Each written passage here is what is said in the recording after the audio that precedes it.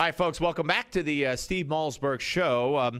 Talking about the flu as we await, hopefully, the arrival of Dr. David Samadi, who, of course, is a regular on the Steve Malzberg Show. And the fact of the matter is that looking at the CDC here, health officials say the flu season seems to be getting off to a more normal start this year, which is always a good thing. Reports of the flu have been, they say, increasing, particularly in the South, but it's nothing like last year when the flu hit early and hit very hard in this month of December. So we will see. They say last year the flu season landed 381,000 people in the hospital, the most since 2005. The flu vaccine, and here's why. The flu vaccine was only 51% effective. Only 51% effective. So you go to get the flu shot, and it's only 51% effective. And I'm not even sure exactly what that means. It just means it's half as good as it could be, is what I gained from that. And then if you look here, according to CDC estimates, the effectiveness of flu vaccines vary from 58% among children 4 and younger to 32% among seniors 65 and older. So what are you getting the flu shot for? Well, look, that's just my opinion. I don't get it. I've gone through this story with you folks before. In this segment, I see Dr. Samadi is getting ready here to join us. Of course, Dr. David Samadi, chairman of the Hospital in New York City, and of course, Jim on the Fox channel. So we get over the doctors. Let us say, hello, how are you? Happy New Year. It's a great year where we are in the center. See so much coming in holidays. It's a beautiful year. Thanks, because tomorrow, a lot of snow in the area. Now, I don't know how many of the flu shot. You know what's going on in New York City? The towns of Pennsylvania to Maine. Now, New York City schools get the flu shot. And reading that CDC this year was kind of normal. It's not as prevalent as last December. Also, reading the effect of the flu shot itself. They say last year, 50% effect. They say kids 40 and younger is 8% of adults, 30% effect. What does that mean? Percent effective mean? That percent of people? Well, that's exactly what it is. This is the really problem with flu vaccine. Is that they would bring up scientists, researchers. They just have on the history of the past few years, what was flu going to be coming this year. There's that part of the reason only effective in like, so when they build the vaccine and they roll it out there, hundreds of millions of dollars spending the research, it would only work, as you mentioned, in 1/3 of the adults. That's a problem because that means that we are encouraging everyone to go ahead and get the vaccines, and it doesn't really work well. But again, I would still, as a doctor, I would encourage everyone to get the flu vaccine. We need to do a better job and get better flu vaccines. Now, GlaxoSmith is coming with a much better one that's going to cover 4 different types of flu as opposed to 3. So hopefully that would become more effective. We need something that would be at least 75 to 80% effective, and we're so far from it, which is really disappointing. What about other vaccines? I mean, other vaccines, I guess the flu, am I right as a layman in saying, as you just described, the flu has so many different viruses. But, you know, when I say other vaccines, I mean, we've stamped out polio, we've, TB for the most part, other things. That's pretty much one kind of virus or bug that they have to fight against. But the difference is the flu is so many of them. Is that the difference? Well, I think like over the years you've covered so many medical topics that you're really starting to sound scary, like a real doctor. No, I'm a hypochondriac, so I know everything. I know too much. That's true. So, for example, when you talk about vaccine against hepatitis, we're going after a very, very specific roadmap, the hepatitis type. So that's kind of easier. It's a specific type of vaccine that would work really well. When it comes to flu, unfortunately, the bug itself is smarter than us. So every year starts to change their shape, their mutations. They kind of change the way they look. And so we have to kind of modify our vaccine, kind of always chasing them to make sure that we get it right. And that's part of the reason why we're not hitting the target every year. Hopefully with the new vaccine that covers 4 bugs, we'll be much better off. But again, just a message to a lot of people, if you have not been vaccinated, you have to. Certainly as a physician, nurses, we all get vaccinated, and it's mandatory to cover ourselves, but more importantly, cover the patients. That's very, very important. All right, let's move on. We're talking to Dr. David Samadi. You watch him on the Fox News channel, House Calls on Sundays, and he's chair of urology and chief of robotic surgery at Lenox Hill Hospital here in New York City.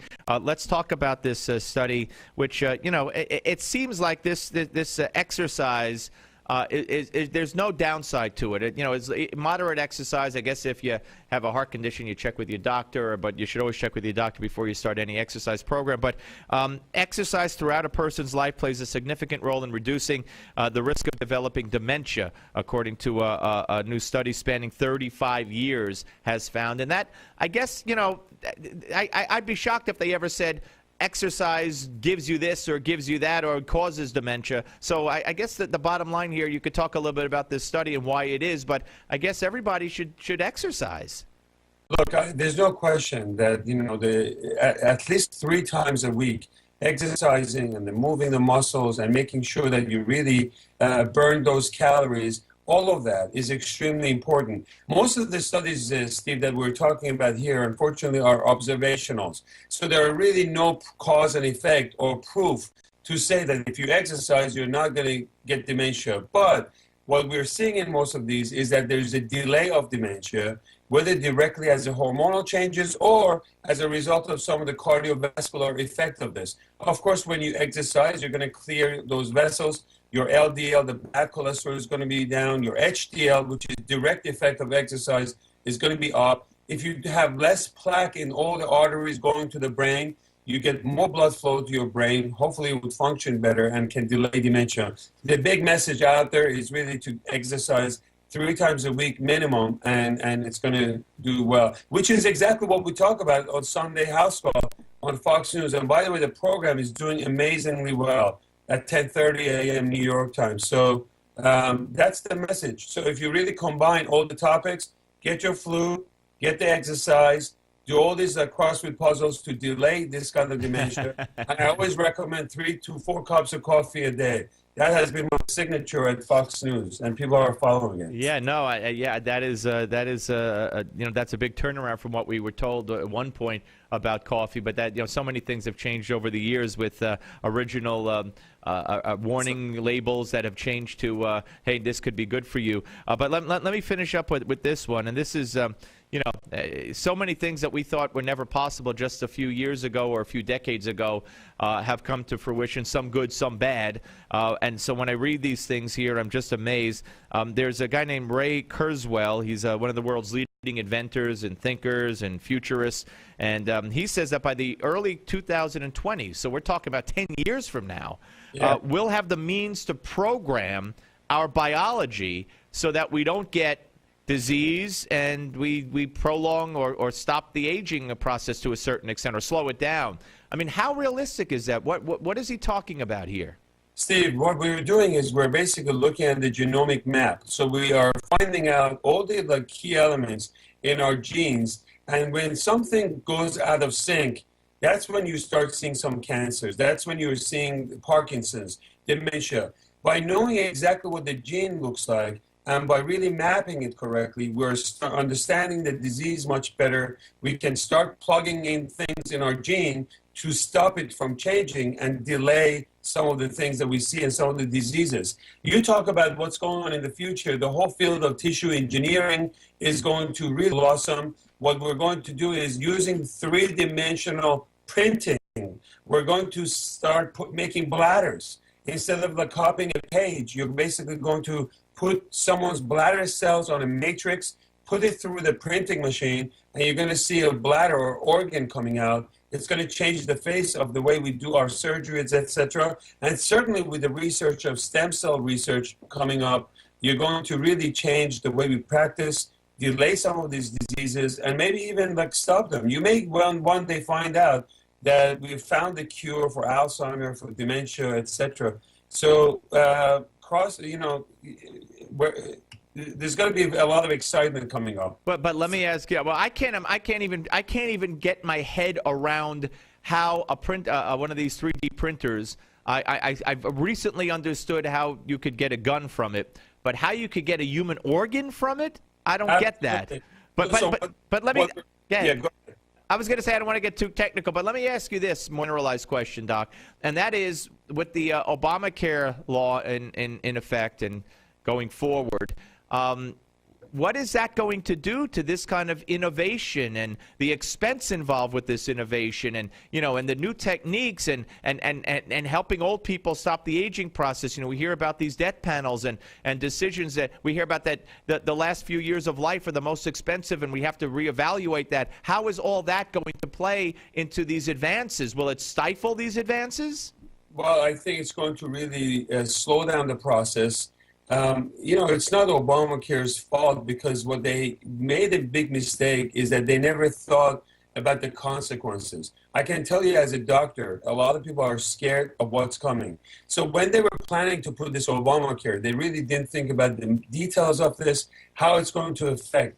And I'm not talking about the effect of some people losing their insurance, etc. I'm talking about the fact that the fundings, the NIH fundings, the grants are all slowing down.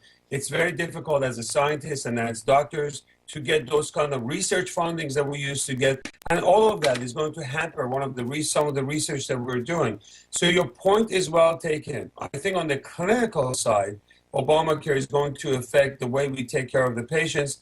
Now you try to get an MRI, you have to go through 5 different doctors who don't understand anything about prostate cancer, but they're making calls on whether I should be able to get an MRI or not. And I think the burden of all of this is going to be on the hands of patients. They're going to deny things. We have to go back to the patient saying that you need it. If you want to pay, you pay out of your pocket, which is getting closer and closer to the European system. And it's really a shame because we used to have one of the best healthcare system in the world. Absolutely. And when I cringe when I hear these people say we had a terrible healthcare system. It's such a joke. Hey, listen, Doc, we'll speak to you next week. Great talking to you. Thank you very much. And we'll watch you Sunday, 10:30 Eastern on the Fox News Channel.